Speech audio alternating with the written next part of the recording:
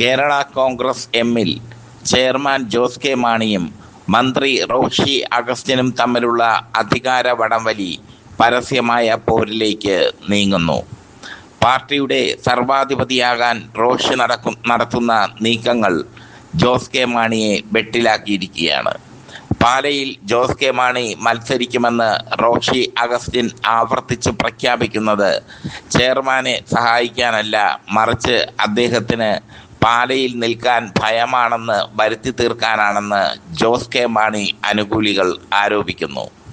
ചെയർമാനെ നോക്കുകുത്തിയാക്കിക്കൊണ്ട് റോഷി നടത്തുന്ന പ്രകടനം പാർട്ടി അച്ചടക്കത്തിൻ്റെ ലംഘനമാണെന്നാണ് വിലയിരുത്തൽ. CPM പിന്തുണ റോഷിക്കുണ്ട് എന്ന് വരുത്താനാണ് റോഷിയുടെ ശ്രമം. ജോസ് കെ മാണി വീണ്ടും നിയമസഭയിലെത്തിയാൽ തൻ്റെ മന്ത്രിസ്ഥാനം തെറിക്കുമെന്ന് റോഷിക്ക് ഭയമുണ്ട്. ഈ ഭയമാണ് ഈ നീക്കങ്ങൾക്ക് പിന്നിൽ എന്നാണ് രാഷ്ട്രീയ നിരീക്ഷകർ കരുതുന്നത്. എന്തായാലും ഏകശിലാഫലകം പോലെ നിന്ന മാണി ഗ്രൂപ്പ് അസ്വസ്ഥതകൾ കൊണ്ട് നിറഞ്ഞിരിക്കുകയാണ്. ഒരു കാലത്ത് ചെയർമാൻ പറയുന്നതായിരുന്നു, മാണിയുടെ കാലത്ത് ചെയർമാൻ പറയുന്നതായിരുന്നു മാണി ഗ്രൂപ്പിൻ്റെ ആപ്തവാക്യം. ചെയർമാൻ പറയുന്നതിനപ്പുറം ആരും ചലിക്കില്ലായിരുന്നു. അതായിരുന്നു മാണി ഗ്രൂപ്പിൻ്റെ പ്രത്യേകത.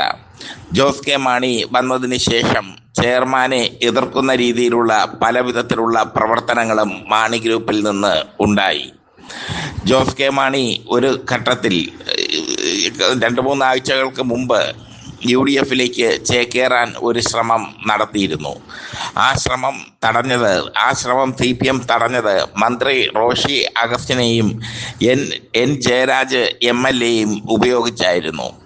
റോഷി അഗസ്റ്റിനും N ജയരാജും CPM ഉറച്ചു നിൽക്കും എന്ന ഘട്ടം വന്നപ്പോൾ ജോസ് കെ മാണിക്ക് UDF പോകാൻ കഴിയാത്ത സാഹചര്യം വന്നു.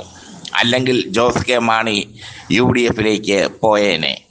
അവിടെ CPM തുറുപ്പുചീട്ടാക്കി മാറ്റിയത് റോഷി അഗസ്റ്റിനെയും N ജയരാജിനെയും ആണ്.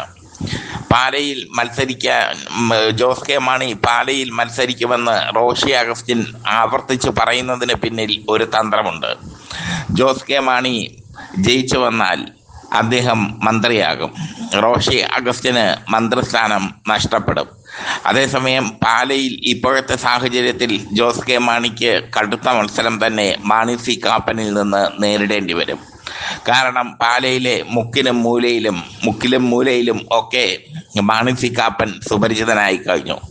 മാണി സി കാപ്പനെ തോൽപ്പിക്കുക എന്നുള്ളത് ജോസ് കെ മാണിയെ സംബന്ധിച്ചിടത്തോളം വളരെ പ്രയാസകരമായ കാര്യമാണ്.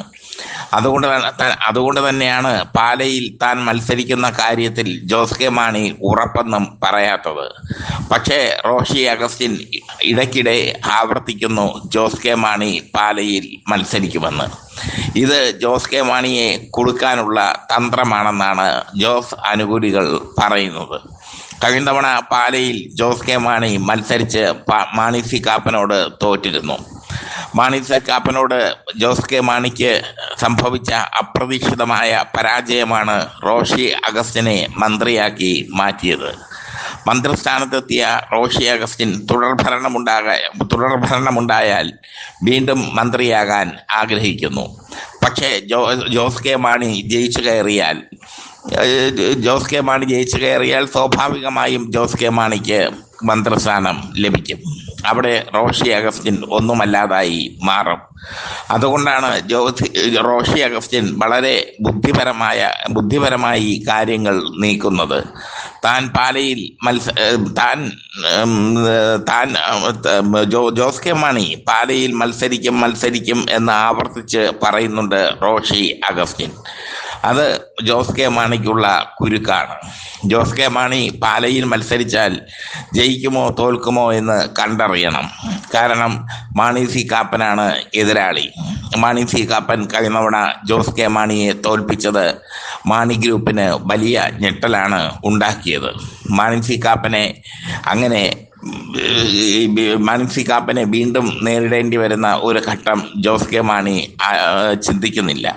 പകരം കടുത്തുരുത്തിയിലോ മറ്റോ ഉള്ള സുരക്ഷിത മണ്ഡലം തേടാനാണ് ജോസ് കെ മാണി ആഗ്രഹിക്കുന്നത്.